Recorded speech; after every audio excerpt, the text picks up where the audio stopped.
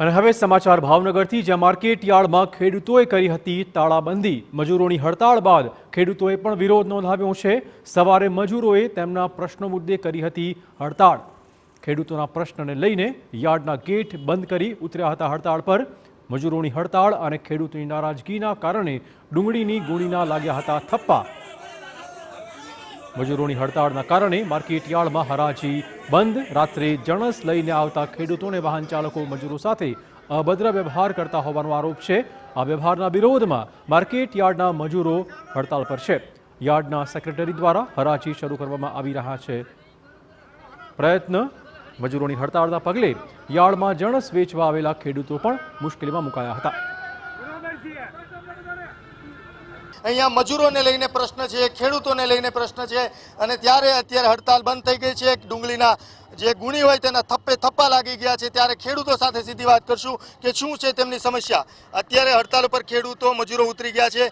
Board જે છે યાર્ડનું તે નિષ્ફળ ગયું હોય તેવી સ્પષ્ટ લાગી રહ્યું છે। શું છે આપની સમસ્યા? ભાવનગર માર્કેટિંગ યાર્ડમાં પહેલા તો જોવી તો કોઈ પણ જાતની સુવિધા નથી। ખેડૂતો રાત ને દિવસ ડુંગળી અથવા બકાલું કોઈ વ્યવસ્થા વેચવાની કે હરાજીની કોઈ વ્યવસ્થા નથી। ખેડૂતોને રોકાવાની કે જમા કરવાની, ચા પાણી નાસ્તાની કે બાથરૂમ જવાની પણ સગવડતા નથી। છતાંય ખેડૂતો એટલો ખેતી પ્રધાન દેશમાં ભાવનગર માર્કેટિંગ યાર્ડમાં ખેડૂત હેરાન થાય છે અને મન માને તેવા ભાવ આપે છે। ખેડૂતનો માલ છે એ વેપારી કેમ 10 રૂપિયાનો માલ 2 રૂપિયા માગે તોય ખેડૂત હસતો દે છે, તોય ખેડૂતની માથે આ માછલા ધોવે છે। અત્યારે આ ખેડૂતને સિઝન આવી છે, તહેવારો આવી ગયા છે, 2 પૈસા મળે એમ છે તો આજે 2 દિવસ ભાવ સુધારો થયો, માલ ઓછો આવ્યો, સુધારો થયો, ત્યાં આજે 2 દિવસ હડતાલ કરીને ભાવ ભાંગી નાખવા માટેના બધા ધતિંગ છે। 8 દિવસ પહેલાની વાત કરવા આવે, 15 દિવસ પહેલાની વાત કરીએ તો જે 700-800 રૂપિયા હતા તે સીધા 200 રૂપિયા થઈ ગયા। અત્યારે ખેડૂતોને જ્યારે થોડોક સુધારો આવ્યો છે, 600 રૂપિયા મળી રહ્યા છે, ત્યારે આ સમસ્યા કઈ રીતે માની શકાય? 700-800 રૂપિયા તો 1 લાખ થેલી આવી ને એમાં 500 થેલીના 700-800 રૂપિયા છે। બીજો માલ તો એ લોકો 400-300 600 ઢીબી નાખે છે।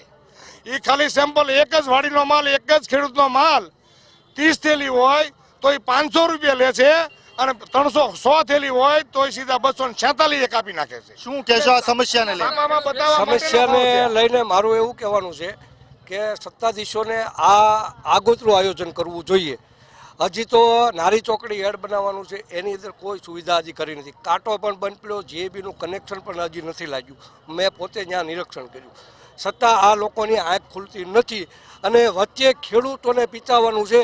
અને જ્યારથી રાજકારણ હેડની અંદર કરી ગયું છે ને ત્યારથી ખેડૂતો બધા પીચાય છે। હંમેશા ખેડૂતોનું હેડ છે, એમાં ખેડૂતો જ હોવો જોઈએ તો જ ખેડૂતોની સમસ્યા। તમને લાગી રહ્યું છે કે અત્યારની શાસકો છે, બોડી છે તે બિલકુલ નિષ્ફળ છે? બિલકુલ નિષ્ફળ। પાણીની પણ સુવિધા નથી। અત્યારે હરાજી ચાલુ કરવી। શું કહેશો? હરાજી ચાલુ ન કરે તો અમારે 3 થી પડ્યો રહે, એમાં કોટા ફટી જાય। 50 રૂપિયાનો મણ વેચાવાનો છે।